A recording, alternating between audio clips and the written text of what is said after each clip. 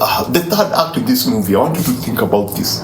You have a young girl, you have a person of color who is now more of a firebender. And who are they fighting against? A big, cold, white, horny dude creature. You know symbolism, you know film. Ghostbusters Frozen Empire, the best way to summarize this movie is wasted potential, because there was a lot that could have been done to make this better. There was a lot that could have been done to actually, there was less that could have been done to make this better, because there is a lot of things that are happening in this particular film. You have a new ghost being introduced who is supposed to play a very big role within the story. You have the Frozen Kingdom story with this brass ball that is holding this creature who wants to freeze everything. You have all these other characters who also need their stories to be told. We need to go back to them and maybe learn more about them. Paul Rudd and the wife are also dealing with their own thing and dealing with the idea of the main character being their child. There are just so many stories. Their legacy characters who are in this particular movie, they also need a bit of their time. And the movie is 1 hour, 48 minutes long. How are you able to put all that into this one small box? I mean, how do you expect to fit all those storylines within this particular story? So I felt like, you've seen the trailer and you had the creature that I was talking about. We didn't get to actually see the creature is teased throughout the first 1 hour 20 minutes. We get to actually now see the creature around the last 20 minutes, which for me was very frustrating, because what was happening throughout the movie is that they were setting up bits and bits for each character. So you'd have a particular group of people build up tension for their particular story, and then we cut to go to other character who build up their own tension. Then we cut to go to other character who build their own tension. So you find these pockets of build-ups that are supposed to add up during the end, but they don't actually do it, because you just have this one big villain that they're all supposed to fight. And in a way you go like, yes, it makes sense for Kamal Nanjian's character to have moved from point A to B. Actually, when I think about it, he was the inciting incidents, because he was the one who brought the brass. He's the one who brought the brass ball. He's the one who actually started it. He's the one who literally started this whole thing. And his arc is pretty interesting, because it's supposed to be this theme that is told within a story, but it still felt that we didn't need him in a way. There are many characters that I felt. There's another blue ghost who plays chess with our main character, who is supposed to be a friend, and they have their own betrayal story. But it feels like that in itself should have not been there. If we had Kamal Nanjian's character, yes, there's a point where this ghost who burned and is always on fire could have played a bigger role in fighting the main villain, and Kamal Nanjian's character wouldn't be needed. And also, if you decide to have Kamal Nanjian, then it's not necessary to have this blue flame character within the film. Yes, I know her arc is actually betrayal, and she, whatever she does within the story triggers also everything else. But it just feels like these people are placed in, they're convenient. It's like placing something somewhere in order to make something else happen. Not because they're serving the story, but they're there to just make that one incident happen. Speaking of which, this blue ghost, I thought it was going to be, when the ghost is introduced during a particular chase period, I thought it was going to be a particular character from the previous movie. And I think it would have made more sense if that character was in this particular film, because that was the heart of the previous film. But in this film, that character is not there. The ghost who does whatever. So when she was playing chess, I thought that was him. I started feeling I felt like, oh, this would have been awesome if it was him. But then we introduced him to this new character that the movie wants us to feel for, wants us to connect with. And I was like, no, wasted potential. Maybe it was not possible to get him because maybe the family was like, no, we don't need you to abuse his image or something. But that was, a missed opportunity to actually bring that character in a cool way. is this the kind of movie that I would recommend that you see this on the big screen or you wait for it on streaming? For me, yeah, this is a streaming movie, but if you have a family, you need to go and see it out in the cinema. There's a family message within it. And it actually, this is more of you remember the 90s and early 2000 Disney movies? You know, those movies that felt too safe, whereby they handle themes about family and acceptance, and then they had a very, very good ending where everyone rides off into the sunset.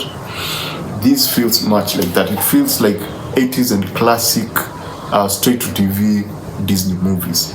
And so that's why I'm saying that, yeah, this would work well on streaming, because if you go on this to watch this on the big screens, despite the fact that it's a bit entertaining, there is a 1 hour 20-minute period whereby it's just exposition. We are learning about these people. There are small elements introduced about each and every character. So there's a lot of things there are a lot of things that are going on in the characters that I don't think were as entertaining as I expected. But the third act is pretty interesting. For me, it was kind of generic and kind of boring, because the villain doesn't do really anything. It's just them versus the villain, and you don't get to...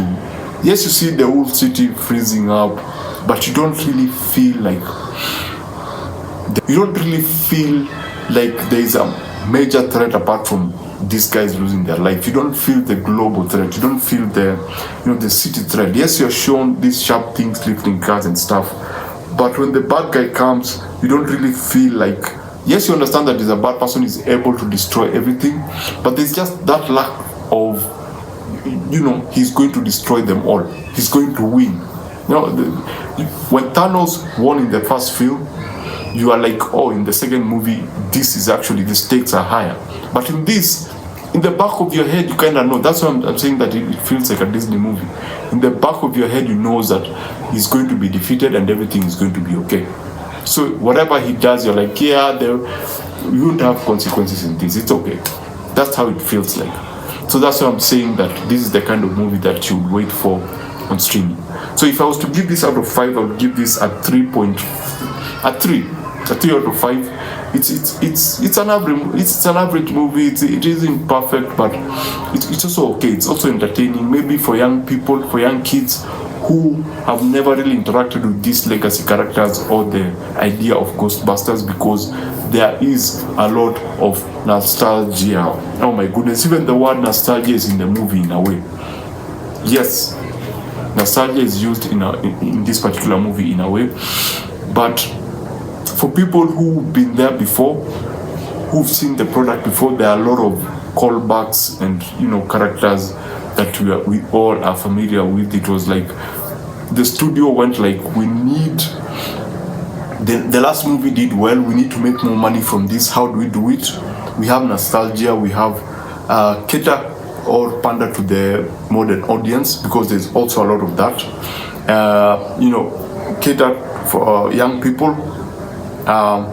Make it less offensive, make it very, very safe, make it contained, make it feel like, hey dad, mom, let's go see a movie. This movie is out. Let's give it a good ending. Let's make everyone feel happy, just like the previous Ghostbusters movie. So that's how I think that this movie felt like. They were not taking risks. They were not really pushing the envelope. They were like, that worked there. We only need to make more money to this. We just need to bring more people in. That one brought in people, but we need to bring more people in. So you need to cater to this particular group of people. So that's how I felt about the film. So basically that's it. Remember to always watch what you enjoy and enjoy what you watch.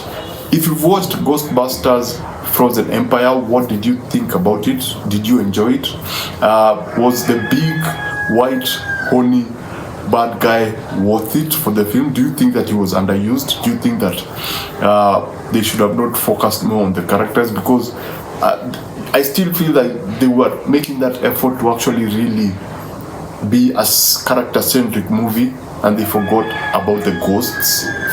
Yes, they have some interesting aspects about the ghosts, especially when they're introducing new technology within, because you think that station that they usually have is where they do all the stuff, but apparently they have a new station where they have like newer technology that can actually do more with extracting ghosts from stuff. Like if you have a ghost on your watch, they can actually remove that ghost and separate it from your, whatever you have, and maybe make it more, and so they have this, it's like a jail for all these ghosts that have been extracted from this stuff.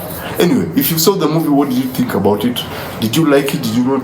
What would be your rating out of 5? So basically that's it. I'm on a journey. We are on a journey to 100k subscribers. Why? Because first of all, it's not a journey, it's an arc. I would want to see myself there and you there, and see what you have to say about me and me what I have to say about you as a subscriber. Do I feel that your comments as we grow, as you come up, have become more ruder, have become more of, we used to love you when you were much naive, when you were starting off, when you had 500 followers, that kind of relationship. Will I evolve by the time that I get to 100k? Will I be a different person? Will I be wearing a suit? Will we be in this particular environment? What will have changed by the time we get to 100k? So I'm inviting you to be in this journey with me. I'm inviting you to be a part of the family. So please subscribe, and hopefully I shall see you on the next one. The next one is X-Men 97. I just watched the second episode, and I think I need to talk about it. So thanks for watching. See you on the next one.